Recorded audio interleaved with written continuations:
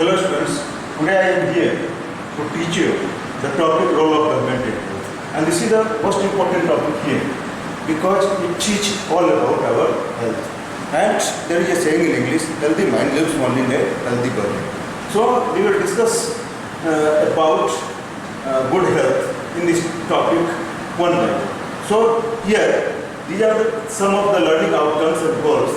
Number one is health is a state of mental and physical well-being. Second is providing health and basic facilities to the people is the primary responsibility of any government.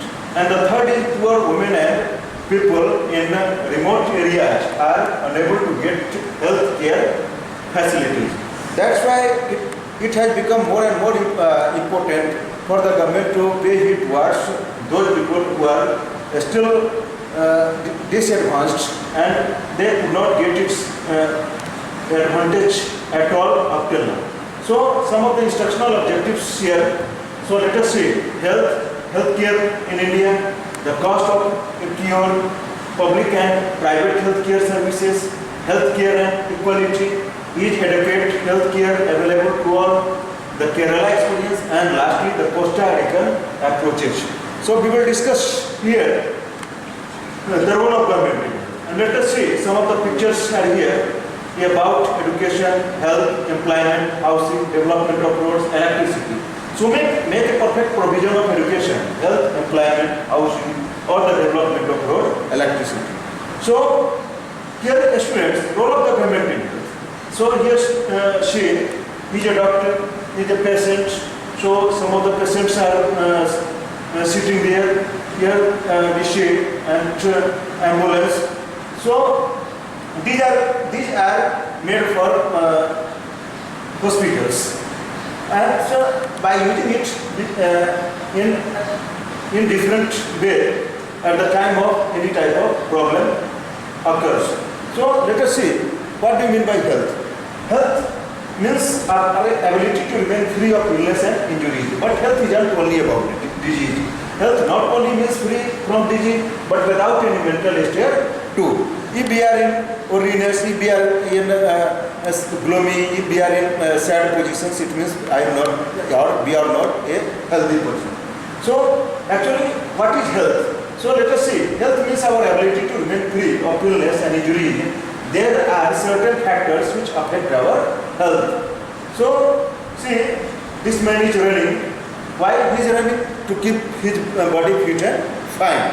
So health is an important for all of us because without health we can never do the work or anything. So we should always try to run every day so that our body may remain fit and fine. So let us see healthcare in India. What is the position of healthcare in India? So India has the largest number of medical colleges in the world and is among the largest producer of doctors. Approximately 15,000 new doctors qualify each year. Healthcare facilities have grown substantially over the years. In 1950, there were only 2,717 hospitals in India, but it increased. In 1991, there were 11,714 hospitals, but in 2000, the number grew to 18,218. So, this is the third point here. India gets a large number of medical tourists from many countries. They came for treatment in some of the hospitals in India that compare with the best in the world. And lastly, we see India is the fourth largest producer of medicines in the world and is also a large exporter of medicine. So India exports medicines as well from here. So the health service is called public. Why? Because health services are made for the children of the country or the people of the country. In order to fulfill its commitment of providing health care to all children, the government has established these hospitals and the health centers at every places, at the level of village, at the level of district level, at the state level or central level as well. So also the resources needed to run these services are obtained from the money that the public pay to the government as taxes. Hence these are available to everyone. So next is most important aspect of the public healthcare system is that it is meant to provide quality healthcare services either free or at a low cost so that even the poor can seek treatments. Another important function is to take action to prevent the spread of disease such as TB, malaria, jaundice, cholera, diarrhea, chikungunya, etc. So this has to be organized by the government with the participation of people, otherwise it is not effective. We will not participate in this work, so this work could not be done. So it is the duty of the people as well to be aware about their health and the society. So for example, we are taking up a campaign to see that mosquitoes do not breed in water coolers, rooftops, etc. This has to be done for all the houses in the area. It is also the duty of you students as well to take care of these things. So now healthcare in India. India has the largest number of medical colleges in the world and is among the largest producer of doctors. India is the fourth largest producer of medicines in the world. Next is most doctors settle in urban areas while people in rural areas have to travel long distances for medical facilities. Why? Because most of the doctors try its best to establish their clinics at urban areas. Why? To earn maximum money. About 5 lakh people die from tuberculosis every year, while 2 million cases of malaria are reported every year. So this is also the fact and reality of our country. So let us see the picture. Healthcare in India. India is a big country. In India there are a large number of doctors, clinics and hospitals. These facilities are run by the government. Healthcare is developed for all but not for poor men. It is also the fact of the society. Because the rich people or the high people get all its advantage, but the poor people still has to remain unaffected, given by the facility and provided by the government of any country. So this is the fact and reality of the society and the government. So healthcare in India. Let us see doctors, clinics, hospitals. India is a big country. In India there are a large number of doctors, clinics and hospitals. This facility run by the government. So do you know as well? This is the work of the government, and government is doing all the things here. Now private and public facilities. You know there are two types of hospitals. One is public hospital and another is private hospitals. Public hospital is meant for the whole citizen of the India, while private hospitals are made for few people, the people who have more and more money. The poor people are still left behind. Why? Because healthcare is divided into two categories: public health services and private health services. So public health services is a chain of health centers and hospitals run by the government. One important aspect of public health is that it is meant to provide quality healthcare services, either free or at low cost, so that even the poor can seek treatment there.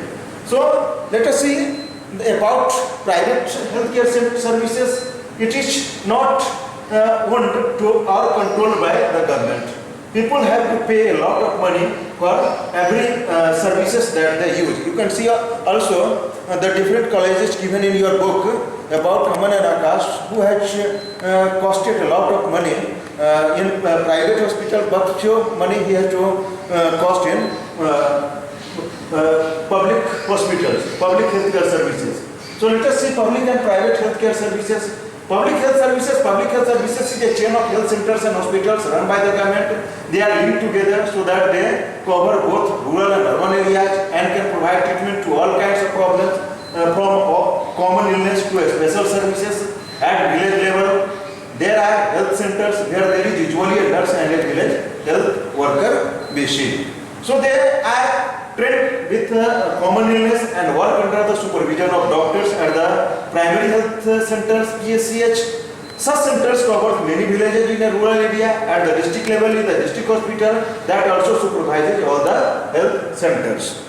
So now let us see, this is the picture of government hospital. This is government hospital in Chawar.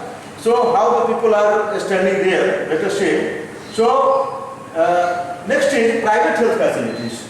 So you are also aware of it that private health care centers are established by individually or anyone, private people, not by the support of any government. So there is a wide range of private health facilities that exist in our country. A large number of doctors run their own private clinics. Next is in the rural areas, one find registered medical practitioners, RMPs. Urban areas have large number of doctors, many of them providing specialized services. There are hospitals and nursing homes that are privately owned. Next is there are many laboratories that do test and offer special facilities such as X-ray, ultrasound, etc. There are also shops from where we buy medicines. Next is private health facilities are not owned or controlled by the government. In private facilities, patients have to pay a lot of money for every services that they use. That's why even the poor may not take its advantage. And next is private health facilities are not owned or controlled by the government. In private facilities, patients have to pay a lot of money for every service that they use.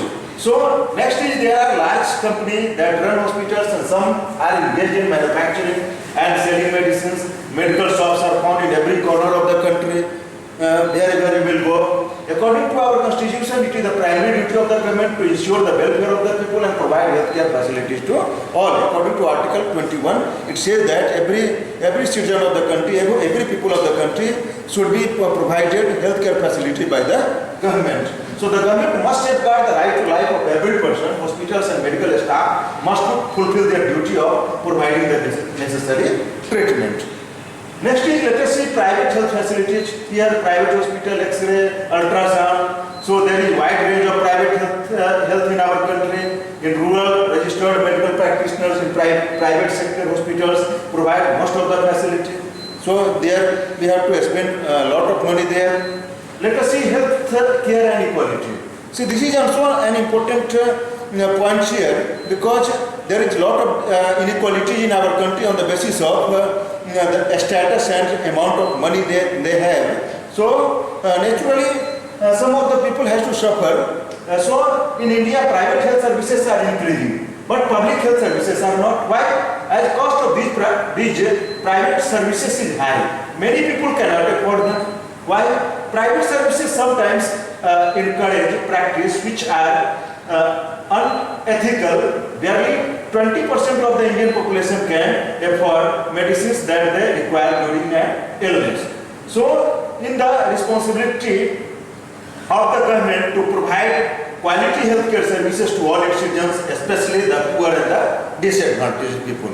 So, let us see healthcare and equality as well. In India, we face a situation where private services are increasing, but public services are not. This has been taken from your book. So that is why people mainly concentrated to urban areas. The cost of these services are rather high. Medicines are expensive.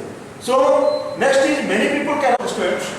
Here we will discuss about healthcare and equality. So this is the important topic here, because still after the independence of 74 years, still there is some lacuna in our society or country or state, because some are very rich and some are very poor. So the rich people are getting all its advantage because they have money, but the poor people have to suffer. Although government has provided such type of facility, but it has become a mere myth and nothing else for them. That's why in India we face a situation where private services are increasing, but public services are not. That is why people mainly concentrated to urban areas. The cost of these services are rather high. Medicines are very expensive. That's why nobody is ready to afford. So many people cannot afford money when there is an illness in the family. Next is sometimes it is not only the lack of money that prevents people from getting proper medical treatment. Women, for example, are not taken in a prompt manner. Many tribal areas have few health services centers and they do not run properly. So this is the fact and reality of our health care centers. So let us see the Kerala experience. In 1996, Kerala government decentralized health budgets at panchayati level to ensure effective health planning. So the best example of the healthcare comes from Costa Rica, where the government provides for adequate health care to people. And these are the two places, these are the two states and countries which reduced their budget from main budget, and this budget has been given to and invested on health. So what can we do? Let us see the Kerala experience. The Kerala government provides the facility to villagers. They provide food, water, education, open Anganwadi schools. So we will see the Costa Rican approach. Costa Rica is considered to be one of the healthiest countries in the world. In the South Africa, several years ago, Costa Rica took a very important decision and decided not to have an army, spend the money that the army. Next is this helped the Costa Rican government to spend the money that the army would have used on health, education and other basic needs of the people. It reduced the budget from army and the Costa Rican government provided such budget to health care facilities, so that he has invested the money on health, education and other basic needs of the people, and it's benefited to each and everybody. The Costa Rican government believes that a country has to be healthy for its development. If the people of the country is healthy, naturally the future of the country will be bright. So healthcare and equality, let us see each adequate healthcare available to all. Let us see some of the pictures. So in spite of that, still our country, our society is lagging behind. Why? Because these are the lacuna and circumstances that defeats the provision given in Indian Constitution, equality of law and equal status. So lagging behind. Most doctors settle in urban area. Why? Because they want to earn maximum money. People in rural areas have to travel long distances to reach a doctor. The number of doctors with respect to the population is much less in rural areas. Let us see next point. About 5 lakh people die from tuberculosis each year. So this is almost unchanged since independence. Almost 2 million cases malaria are reported each year, and this number is decreasing. So this is the reason why people are suffering from many diseases still in our country. We are not able to provide clean drinking water at all. 21% of communicable diseases are waterborne. You are also aware of it. So many diseases come in our body with the help of water. For example, diarrhea, worms, hepatitis, etc. Half of all children in India do not get adequate food to eat and are undernourished. So another is the need of appropriate healthcare facilities such as healthcare care centers, hospitals, laboratories for testing, ambulance services, blood banks, etc. that can provide the required care and services that patients need. And lastly, in order to run such facilities, health workers, nurses, qualified doctors and other health professionals are required. And it is the prime duty of the government to maintain all such facilities. So what can be done? The situation is not good of India. In the issue of health care, so we have to do the things by which we can improve the situation of India health care. So this is home assignments. So you all will prepare it and come in the next class. So okay, thank you.